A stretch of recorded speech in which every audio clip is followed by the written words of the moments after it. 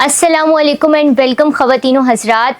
Pakistan cricket की history में या हिस्ट्री के अलावा अगर मैं कहूँ कि ये पूरा हफ्ता पाकिस्तान क्रिकेट के लिए एक काफ़ी उतार चढ़ाव का सबब बना रहा है और हमने देखा है कि काफ़ी कभी अप्स आए हैं, कभी डाउन्स आए हैं, लेकिन बॉटम लाइन ये है कि पाकिस्तान क्रिकेट वापस से थ्राइव करती जा रही है। और इस पूरे हफ्ते में काफ़ी कुछ ऐसा हुआ है जो कि पाकिस्तान क्रिकेट के हिसाब से अगर हम बात करें तो एक अच्छी चीज़ें भी हुई हैं, थोड़ी सी हमें शॉर्ट कमिंग्स भी दिखी, लेकिन ऑल इन ऑल सबसे अच्छी खबर यह है कि इन दी एंड क्रिकेट जीती। अगर मैं थोड़ा सा इस वीक का ही रिकैप करूं अकेले, तो जितनी अनप्रिडिक्टेबल पाकिस्तान की क्रिकेट टीम रहती है उतना ही अनप्रिडिक्टेबल ये हफ्ता पाकिस्तानी क्रिकेट के हवाले से रहा है। पहले हमने स्टार्ट में देखा कि पहला ODI Pakistan cricket team, Pakistan और श्रीलंका के दरमियान जो ओडीआई सीरीज चल रही है, पहला ओडीआई पाकिस्तान की टीम जीती। उसके बाद काफ़ी थोड़ी सी अनप्रिडिक्टेबल सी हमें सिचुएशन दिखी जिसमें श्रीलंकन टीम ने अचानक से ओडीआई सीरीज़ के दरमियान ही जो है वापस जाने का ऐलान कर दिया, लेकिन पीसीबी और श्रीलंकन क्रिकेट बोर्ड की तरफ के दरमियान जो एक अच्छे ताल्लुकात थे और एक अच्छी कम्युनिकेशन के सबब जयसूर्या की हम जितने एफर्ट्स को यहाँ पे सराहा जाए, मोहसिन नकवी के एफर्ट्स को सराहा जाए उतना ही कम होगा।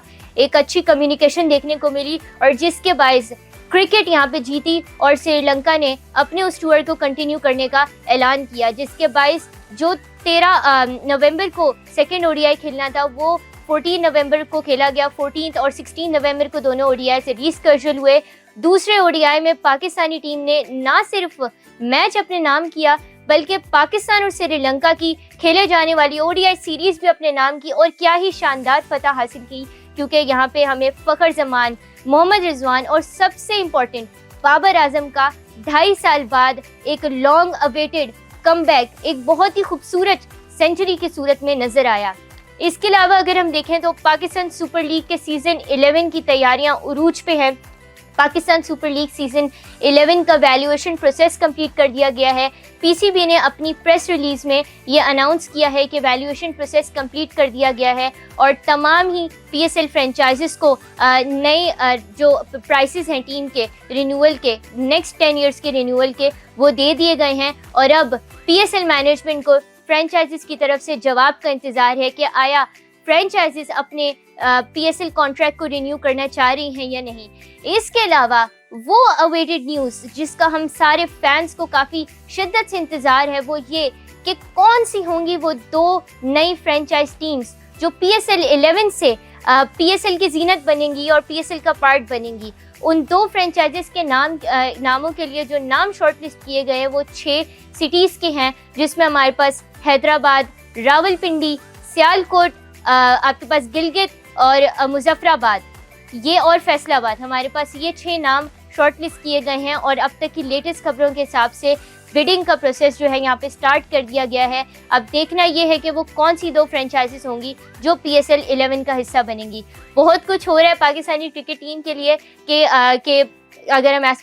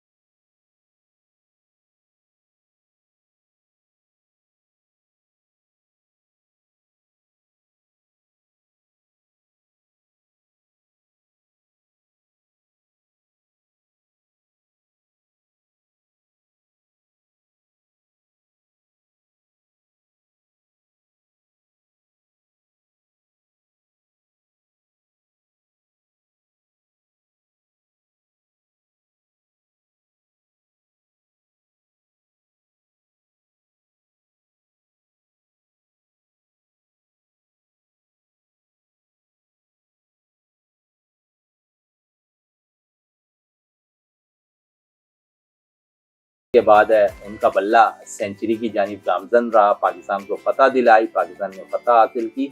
लेकिन उसके साथ साथ मैं एक चीज आपको बताना चाहूंगा कि इस वक्त अगर मैं थोड़ा सा माजी में चला जाऊँ ना, तो माजी में दोनों मोहम्मद रिजवान और बाबर की जोड़ी ने हमेशा पाकिस्तान को फतवाहत में बड़ा इंपॉर्टेंट रोल अदा किया है। इस जोड़ी ने हमेशा पाकिस्तान को फतह ही दिलाई है और इस जोड़ी एक दफा फिर कलबंती दिखाई दी। और जो हम कहते थे ना कि फिनिशर हमारे पास नहीं आते मैच फिनिशर, तो कल दोनों ही जमकर खेले और पाकिस्तान को 8 विकेटों से कामयाबी दिलाई। अच्छा शहजादा साहब, आपकी बड़ी डोमेस्टिक पे भी गहरी निगाह होती है, हमने देखा है, बड़ी आपके जो है ना एक बहुत इन डेप्थ एनालिसिस होते हैं। आपने अभी यहाँ पे रिजवान और बाबर की जोड़ी की बात की, मगर बीच में जब बाबर का एक हमें बैट मैच देखने को आया था तो काफ़ी ये आवाज़ें उठ रही थी कि जो रिजबर की जोड़ी है रिजवान और बाबर की, इस जोड़ी से रिजवान को ज़्यादा नुकसान पहुंचा है बनिस्बत बाबर की। इस पे आपका क्या ख्यालात है? नुकसान कुछ नहीं पहुंचा, परफॉर्मेंस की पर बात होती है। कुछ नए लड़कों को चांस दिया गया लेकिन लड़कों ने चांस कबल नहीं किया और मैं समझता हूँ मोहम्मद हारिस एक ऐसे प्लेयर थे जिन्हें सबसे ज्यादा चांस मिला। अभी भी आप देखें ओडीआई में मोहम्मद रिजवान के साथ हसीबुल्लाह मौजूद है। दूसरी तरफ अगर हम देखें तो कायद-ए-आज़म ट्रॉफी जारी है, सादिक वो मुसलसल रन करते हुए दिखाई दे रहा है, रोयल नजीर रन करते हुए दिखाई दे रहे हैं। तो हमारा विकेट कीपर का जो शुबा है ना, उसमें हमारे पास जगह इस वक्त बनती नहीं दिखाई दे रही है। और मैं बोर्ड से भी यही कहूँगा कि खुदारा पाकिस्तान को जो है ना अभी जो है टीम में तब्दीली ना करें। T20 वर्ल्ड कप बहुत करीब है, बहुत आपने तजुर्बात कर लिया है, लेकिन आपने उन तजुर्बात का फायदा हासिल होता हुआ नजर नहीं आया, खासकर विकेट कीपिंग के शोबे में। तो मोहम्मद रिजवान है one of the best wicket keeper, Pakistan number 1 wicket keeper भी है, तो क्यों ना मोहम्मद रिजवान के साथ हम T20 फॉर्मेट में भी दोबारा वापस जाएं। अच्छा, आपने मोहम्मद रिजवान की यहाँ पे बात की और विदाउट अ डाउट वो इस वक्त हमारे विकेट कीपिंग के लिए बेस्ट ऑप्शन है, लेकिन यहाँ तो हम तजुर्बात की बात करें तो तजुर्बे फिर ऐसे लिए जा रहे हैं कि रिजवान को ओडीआई कैप्टनसी से हटा के शाहीन अफरीदी को कैप्टन बनाया जा रहा है। तो देखो यहाँ तजुर्बात बहुत हो रहे हैं। ये पाकिस्तान है जहाँ पर सबसे ज्यादा जो है कप्तान चेंज होता है, दुनिया के किसी ममालिक के अंदर इतनी कैप्टनशिप में तब्दीली नहीं होती। कप्तानी में तो तब्दीली आती है, लेकिन जो जहाँ तब्दीली आनी चाहिए वहाँ हम देख रहे हैं कि वो वहाँ तब्दीली नहीं आ रही। मिडिल ऑर्डर क्राइसिस हमारे वहीं का वहीं मौजूद है। लेकिन मिडिल ऑर्डर में हमने बहुत से बैटर्स को चांस दिया। इस वक्त अगर हम देखें तो सलमान अली आगा बेहतरीन फॉर्म में है, जिस तरह ओडीआई में वो परफॉर्म कर रहे हैं। फिर हुसैन तलत आपके पास एक अच्छा मैं समझता हूँ कि इस वक्त पाकिस्तान सुपर लीग की सबसे अच्छी दरियाफ्त कह सकते हैं, वो कि उन्होंने काफ़ी डोमेस्टिक सीजन में भी रन किया हुआ था और अब पाकिस्तान के खेले। उसके अंदर उस बैटर्स के अंदर मैंने एक क्वालिटी देखी है, जब टीम पर थोड़ी सा प्रेशर होता है ना, वो प्रेशर को रिलीज करते हैं, लंबी बारी खेलते हैं, सिंगल डबल कर खेलते हुए दिखा। आपने पाकिस्तान सुपर लीग में भी देखा होगा हुसैन तलत इसी तरह खेलते दिखाई दिया। फिर थोड़ी सी मैं हसन नवाज पे बात करूँ, आपने उन्हें काफ़ी मौके दिए, लेकिन जिन विकेटों पर उन्हें मौका देना चाहिए था ना, उस जगह आपने उन्हें मौका नहीं दिया। फिर इस वक्त पाकिस्तान है शाहीन, बल्कि मैं पाकिस्तान राइजिंग की बात करूं तो इस वक्त वो बड़ी जबरदस्त है, पाकिस्तान ओमान के खिलाफ कामयाबी हासिल हुई, उसकी कैप्टनशिप कर रहे हैं इरफान खान नियाजी। आपने उन्हें बहुत ज्यादा चांस दिया। मिडिल ऑर्डर आप जो कह रही है ना कि इस वक्त वाकई हमें जरूरत है मिडिल ऑर्डर को मुस्तहकम करने के लिए, और आपने एक बैटर पर इंहिसार करना है और वो बैटर है आपके पास इस वक्त है हुसैन तलत।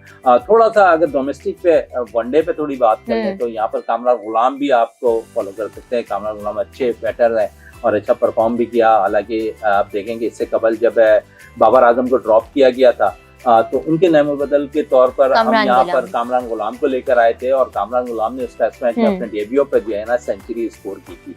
तो ये जो हमारे पास मिडिल ऑर्डर है ना, तो हमने डोमेस्टिक भी जब तक हम नजर नहीं रखेंगे ना, हमारे पास जो 50 ओवर्स के बॉलर्स 50 ओवर्स के बैटर्स बड़े मुश्किल से निकल कर आएंगे। अच्छा, यहाँ पे आपने हुसैन तलत की काफी बात की कि हुसैन तलत की जरूरत है, तो हमने एशिया कप में देखा कि हमने खुशदिल शाह को भी टेस्ट किया और खुशदिल शाह ने हमें तो रन्स भी करके दिए, लेकिन हमने फिर उन्हें बिठा दिया प्रॉपर्ली, उन्हें उनके ग्रुप में परफॉर्म करने का मौका ही नहीं दिया। तो खुशदिल फिर स्क्वाड में जगह नहीं बनती दिखाई दे रही है कि आपने देखा कि हमने मोहम्मद नवाज को दोबारा चांस दिया और मोहम्मद नवाज इस वक्त है पाकिस्तान के मैच विनर मैं कह सकता हूँ कि वो प्लेयर हैं और जिस तरह उनकी परफॉर्मेंस जारी है। माजी में जब उनको टीम में शामिल किया गया उन पर बहुत तनकीद हुई, लेकिन उसके बाद आपने देखा कि वो बॉलिंग में भी परफॉर्म कर रहे हैं, एज ए बैटर भी परफॉर्म करते हुए दिखाई दे रहे हैं। तो शायद इस वजह से खुशदिल की जगह नहीं बनती दिखाई दे रही है, लेकिन पाकिस्तान क्रिकेट बोर्ड मैनेजमेंट और सिलेक्टर और कप्तान ने बड़ा अच्छा फैसला किया। आप देखें कि पिछले जनूबी अफ्रीका सीरीज से हम कंटिन्यू टीम में मुतबादिल के तौर पर तब्दीलियां कर रहे हैं, किसी न किसी को चांस दे रहे हैं। हमने शाहीन को भी ड्रॉप किया, हमने नसीम को भी ड्रॉप किया, हमने इब्रार को भी ड्रॉप किया, फिर भी हमने मैचेस जीते।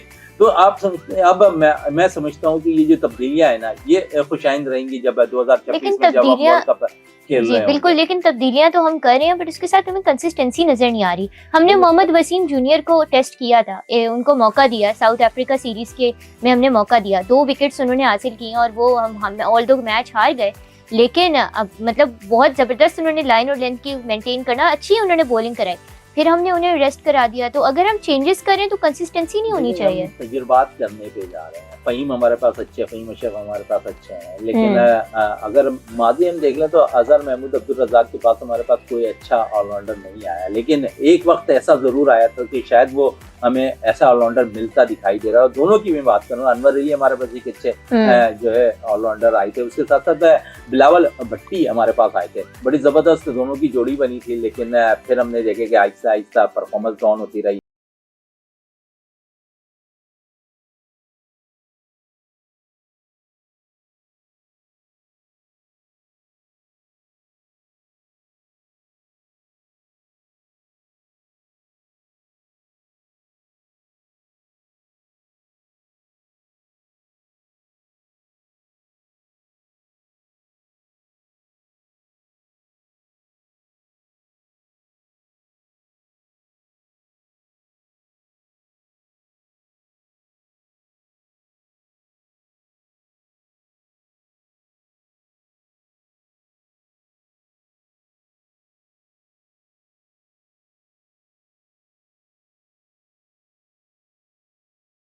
अगर आपने देखा हो तो स्टेडियम में लोग दुआ कर रहे थे कि बिल्कुल यहाँ पर बिल्कुल बगर आउट हो जाए या साइम आउट हो जाए तो बाबर बैटिंग करने आ जाए। यहाँ तो तक कि ऐसे ही है, आप ऐसे ही है कि बाबर से कितनी मोहब्बत है शायकीन क्रिकेट को, बाबर की बैटिंग देखना चाहते हैं, बाबर अपनी फॉर्म में जब आते हैं तो क्लास की इनिंग खेलते और हैं। बस हम यही होप करते हैं कि इस फॉर्म को कैरी फॉरवर्ड करें, क्योंकि बाबर की तो क्लास का ये लेवल है कि अभी जो बाबर अपना बिग बैश लीग का डेब्यू करने वाले हैं सिडनी सिक्सर्स के साथ, तो उन्होंने पूरा फैन जोन बाबरिस्तान के नाम से उन्होंने पूरा बना दिया, फैन जोन बाबर फैंस के लिए।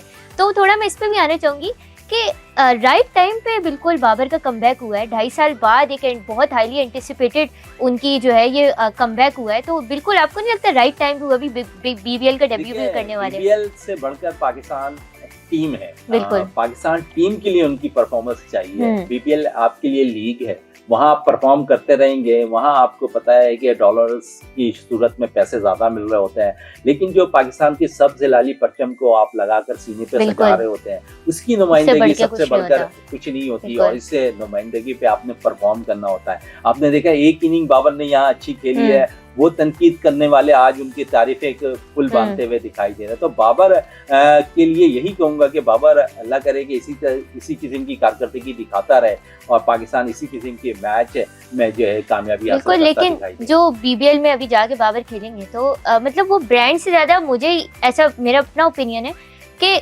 ऑस्ट्रेलिया की जो पिचेस होती हैं वो थोड़ा चैलेंज देती हैं बैटर्स को। तो अभी तो यहाँ होम पिचेस पे बाबर ने परफॉर्म किया और विकेट भी अच्छी थी अगर हम देखें, जिसमें बाबर ने भी सेंचुरी की है। तो अब ऑस्ट्रेलिया जाके वो खेलेंगे, अगर वहाँ भी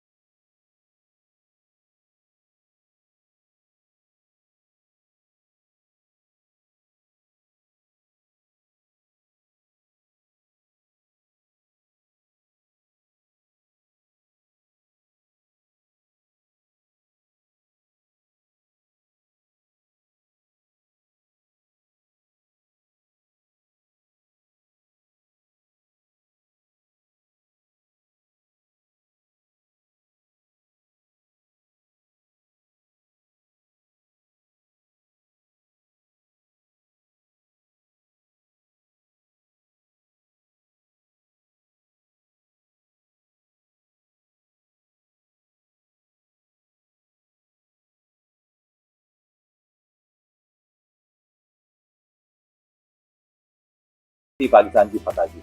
ऐसे ही अच्छा हम बीबीएल की बात करें, अब मैंने जैसे अभी अपने इंट्रो में जिक्र किया था कि पीएसएल 11 के हवाले से भी बड़ी पॉजिटिव खबरें भी आ रही हैं, क्योंकि काफ़ी कंट्रोवर्सी भी रही है इस साल, लेकिन जो चीज़ मैटर ज़्यादा करती है वो ये कि क्रिकेट के हवाले से क्या पॉजिटिव डेवलपमेंट हो रही है। तो पहले तो देखें, सबसे पहले 2 हिस्सों में इन्होंने इवैल्यूएशन की। पहले एचबीएल ने उस इवैल्यूएशन के रिजल्ट में अपनी जो उनका कॉन्ट्रैक्ट है पीएसएल के साथ 2 साल के लिए रिन्यू कर दिया। फिर अभी हम देख रहे हैं कि टेंडर्स अभी अभी रिलीज हो गए हैं। अभी एज ऑफ टुडे न्यूज़ आई है कि बिडिंग प्रोसेस स्टार्ट हो गया है। तो मैं सबसे पहले आपको ओपिनियन जानना चाहूँगी, आप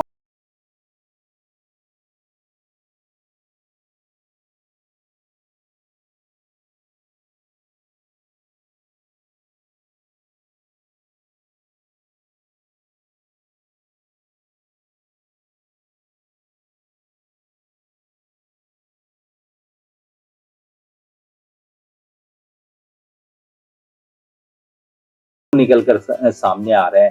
तो मैं समझता हूँ हैदराबाद अगर हो जाए ना तो वहाँ पर नौजवान जो प्लेयर्स हैं उनको भी मौका मिल सकता है। अच्छा, अब हैदराबाद की बात करें तो जैसे मेरी कुछ डिस्कशन हो रही थी पहले भी सोशल मीडिया पे मैंने देखा, तो कुछ लोग ये भी चाह रहे हैं कि हैदराबाद और पिंडी की टीम्स हों। उसके 2 रीजंस हैं, और मतलब मुझे थोड़ी हंसी भी आई। देखी, अगर रावलपिंडी की टीम हो जाती है तो ट्विन सिटीज का आपस में मुकाबला होगा, इस्लामाबाद यूनाइटेड और पिंडी के जो भी नाम रखते हैं, और हैदराबाद और कराची का भी एक तरह से मुकाबला में देखने को मिलेगा। तो एक अच्छी डेवलपमेंट और उससे बढ़कर एक चीज और बेहतर हो रही है कि जब 2 टीमों का इजाफा होगा तो हमारे डोमेस्टिक जो प्लेयर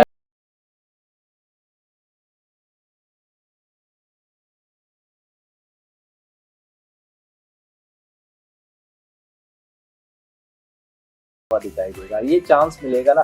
तो जो हम जो नुक्ताचीनी करते हैं कि हमने डोमेस्टिक सीजन से प्लेयर्स नहीं उठाए, हमने पाकिस्तान सुपर लीग में उम्दा कारकर्दगी दिखाने वाले प्लेयर्स से जो है उनको मौका दे दिया, तो डोमेस्टिक प्लेयर यहाँ आकर परफॉर्म करेंगे तो यकीनन उनके अंदर जो सलाहियतें हैं वो उजागर होंगी। क्योंकि पाकिस्तान सुपर लीग इस वक्त अगर कहूँ तो दुनिया की दूसरी बड़ी लीग है, बिल्कुल, जिसको हर कोई देखना चाह रहा होता है। बिल्कुल ऐसे ही है, और काफ़ी कुछ हमें देखने को मिला है इस वीक। पॉजिटिव डेवलपमेंट सबसे बढ़ के ये कि क्रिकेट जो है हर चीज़ में ऊपर आई है, और above all in the and cricket he matter करती है। और क्रिकेट वो वाहिद गेम है जो पूरी कौम को यूनाइट करता है, और इतनी सारी प्रॉब्लम्स ही क्यों ना होंगी, बट उन प्रॉब्लम्स में वो लिटिल रे ऑफ सनशाइन जो है वो क्रिकेट के सूरत में हमें देखने को मिलती है। शहजाद साहब, आपका बहुत बहुत शुक्रिया, आपके हमेशा से इंसाइट्स बहुत वैल्यूएबल होते हैं। बहुत बहुत शुक्रिया इंसाइट्स के लिए, आपका हमें इस पॉडकास्ट के लिए अपना कीमती वक्त देने के लिए।